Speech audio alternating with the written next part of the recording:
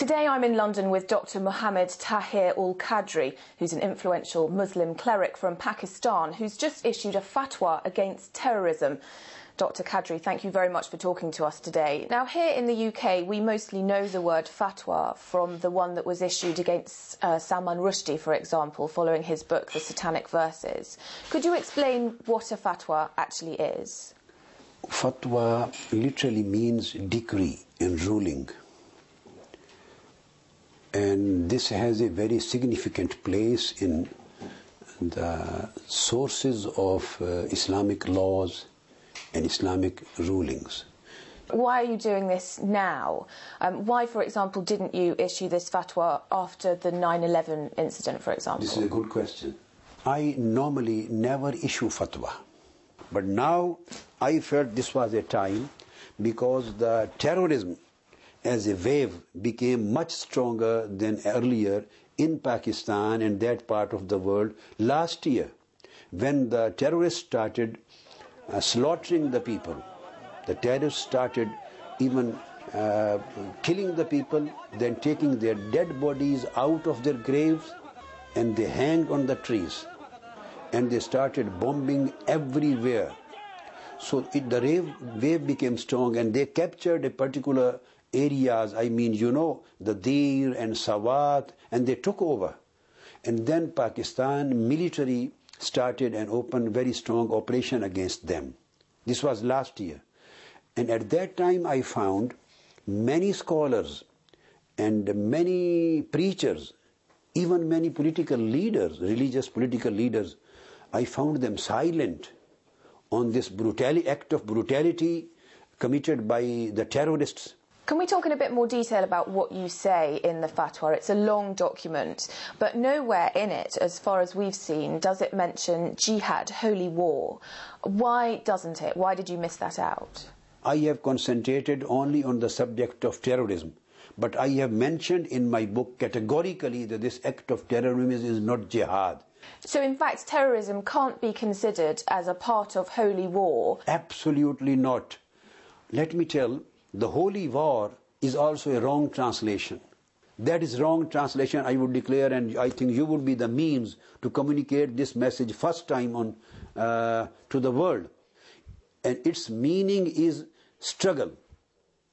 That's it.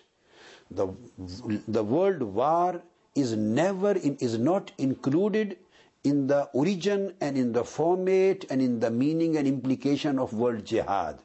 Jihad is a very wider concept. It means just to strive for, to struggle. Good endeavors, good struggles, good putting whatever energy and abilities you have. If you put all energies and efforts to achieve your good end, that is known as jihad. So there is no place for aggression in concept of jihad. No place of brutality, no place of killing mankind. So the holy war is not the concept, it is holy struggle. So terrorists, in your opinion, have hijacked the concept of jihad to justify their actions? They have hijacked, and they have misguided the people and youth. And their struggle has, or their efforts has no link and relationship with jihad. You use terms like terrorism and innocent people in your fatwa. These are terms that are hugely open to interpretation. What did you mean by them? I understand they again create an excuse on the basis of innocent, the word innocent. I would like to make it clear.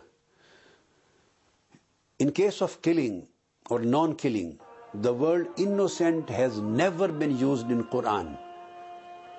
This exception of innocent has never been given in Quran and nor in the Sunnah of Holy Prophet, Prophet of Islam. The word in Quran is used, man qatala, auzu billahi minash shaitanir rajim, man qatala nafsan bighayri nafsin. This is the word used in Quran, not innocent. The word bighayri nafsin, meaning if anybody kills a human being without the lawful right which the court exercises, if the person was an intentional murder, so he was liable to capital punishment. If he is a rebel, so as the punishment of rebellion with killing of man, he is liable to capital punishment. And if he is a terrorist, and he kills the person, so as the punishment of the act of terrorism, he is liable to death punishment. So Quran says, if the case is not falls within these three things, he was neither an intentional murderer, he was not an terrorist or killer of man, or a rebel killing the man.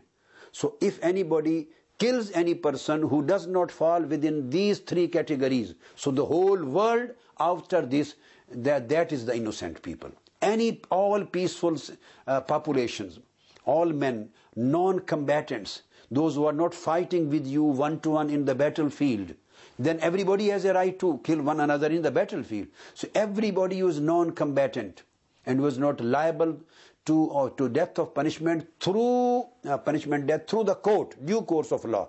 So all human population, societies, people working in embassies, going in the markets, living in their houses, in the schools, the trade centers, the trains, every single person, civilian who is non-combatant, is in fact innocent. The aim of your fatwa seems to go against everything that suicide bombers and fundamentalists believe about themselves. Yeah.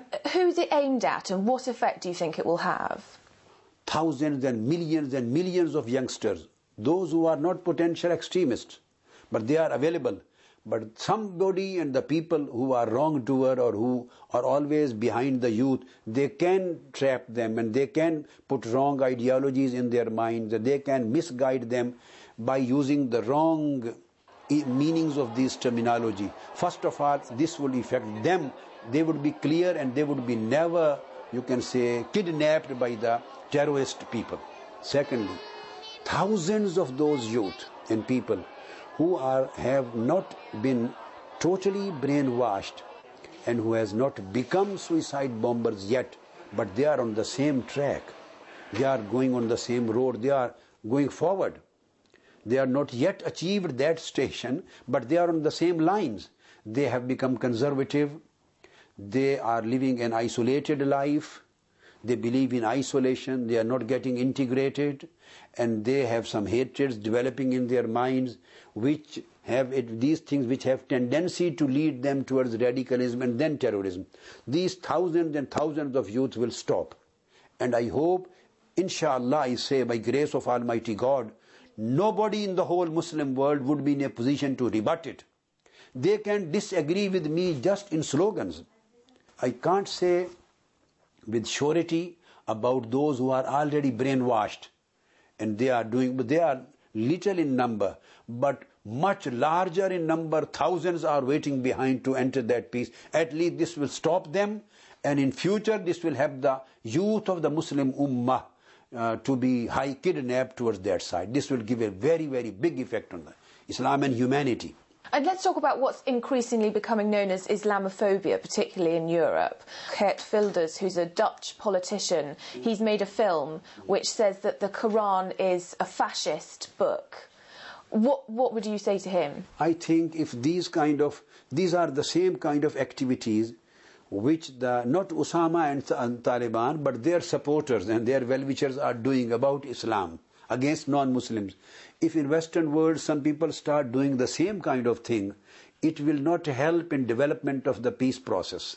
It will again create hatred. So the question is, what would be the end? What they want to achieve out of that? Just hatred? Just reactions? Just further disputes? Just further clashes? And further division of humanity? There's quite a lot of opposition to Islam in Europe at the moment. The Swiss, for example, have banned the building of more minarets.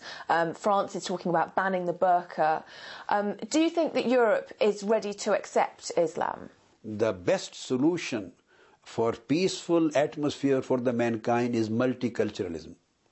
There should be full democracy, freedom of religions, freedom of cultures, except no freedom for terrorism. No freedom for extremism, no freedom of creating brutalities and creating divisions in the society.